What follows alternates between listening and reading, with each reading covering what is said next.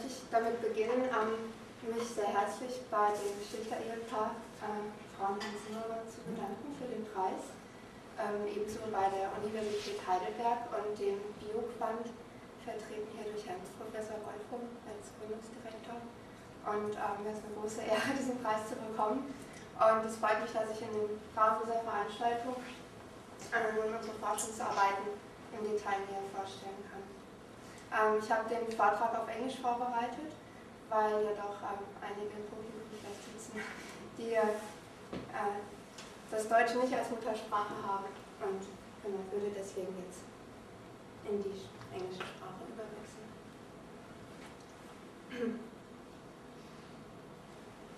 Okay, so the system we are working with in the lab is the erythropoietin receptor, and this receptor plays a very crucial role in the formation of red blood cells.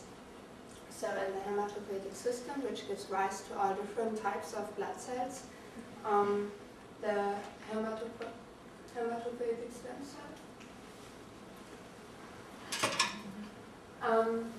develops into erythrocytes, the mature red blood cells, via different steps of proliferation and differentiation. And among these precursor cells, the CFUE stage is strictly dependent on signaling through the erythropoietin receptor. And the hormone erythropoietin is produced in the kidney, and the kidney actually is a sensor for the oxygen partial pressure in the body. So normally there are very low levels of EPO present in the plasma, and these low levels ensure that there is always a production of red blood cells which have a very short half-life. So there's always a constant renewal. And under these conditions, plasma levels of EPO just are in the range of 50 milliunits per milliliter. However, in the case of emergency, that is when the oxygen partial pressure drops, like after injury or after you're exposed, for example, to high altitude, the plasma levels of EPO rise dramatically up to 10,000 units per milliliter. And then this rise in plasma levels leads to an increased production of the erythrocytes, which then feed back into the system. So the kidney then senses that the oxygen partial pressure is back to normal, and thus the system is a closed loop control circuit.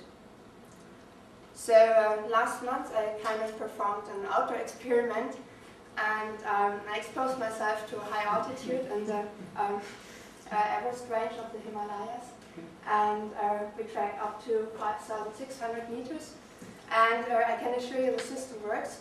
The question is, how does it work? And so you could imagine two very different scenarios when you plot receptor activation or the cellular response, where there's the ligand concentration. So for on the one hand, you can have the saturation-like kinetics of activation, where you have a very good amplification of the signal for lower ligand concentrations, but you don't have a high resolution. So for higher ligand concentrations, this response curve gets in saturation. On the very extreme hand, you can have a linear response curve, which would allow you that the cell can respond towards a ligand concentration range, which is very broad. So we were interested in how this is realized by the EPO receptor. So do we have this saturation or this linear response curve? And we also wanted to know which dynamic properties of the receptor facilitate information processing over this broad range between 50 and 10,000 milliunits per milliliter. So we started by thinking about different strategies the EPO receptor could employ to actually ensure a linear response curve, because this is what your body wants, right? Your body wants to respond to the low plasma levels for the continuous renewal of red blood cells, but it also wants to respond to the emergency situation in a very appropriate way. So we thought about 4 different strategies you could imagine. The first one is that you have a high abundance of receptor at the plasma membrane, so that there's always enough receptor to sense the incoming ligand. However, we could exclude this right away because the erythropoietin receptor, which is a member of the cytokine receptor family, is expressed at very low copy numbers at the cellular membrane. So there were 3 other hypotheses we thought about. First, you could have a mobilization of receptor from intercellular pools within the cell to the plasma membrane in response to stimulus. Or you could have recycling of internalized receptor-ligand complexes and a subsequent return of the receptor to the plasma membrane where it could encounter new ligand.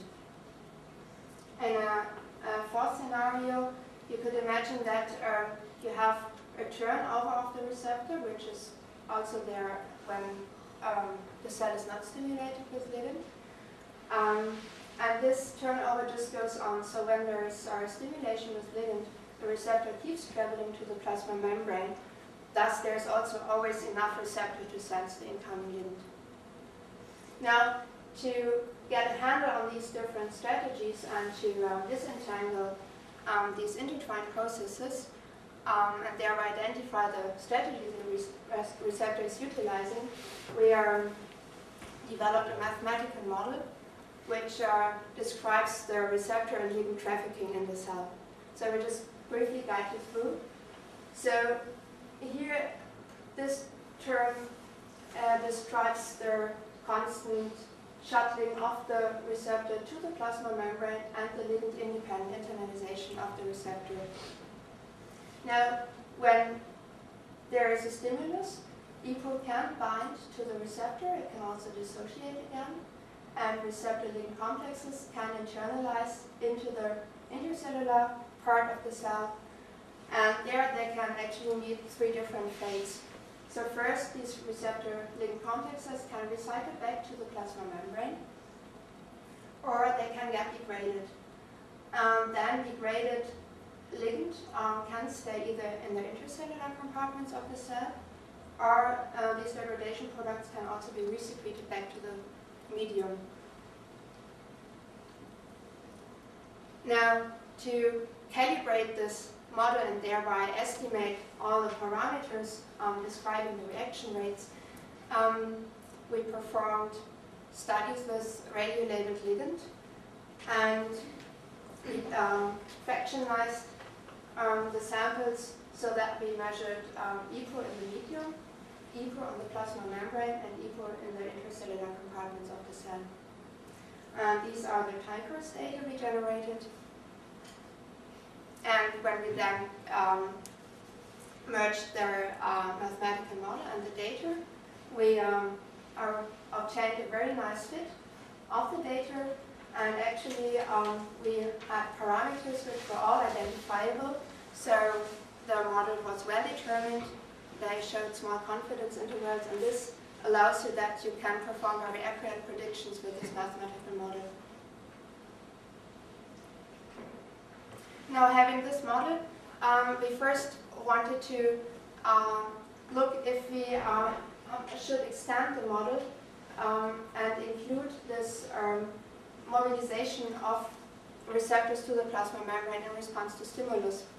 So we did this. We introduced this additional parameter describing this reaction here, and then we again calibrated the model, and we then looked how big the contributions of the different transport processes of the receptor to the plasma membrane are. And plotted here, you can see this black line here represents the contribution of the constant trafficking of the receptor to the plasma membrane, and the blue line here represents the mobilization, so the ligand-induced receptor transport to the plasma membrane. And you can see that the contribution of this mobilization is very low.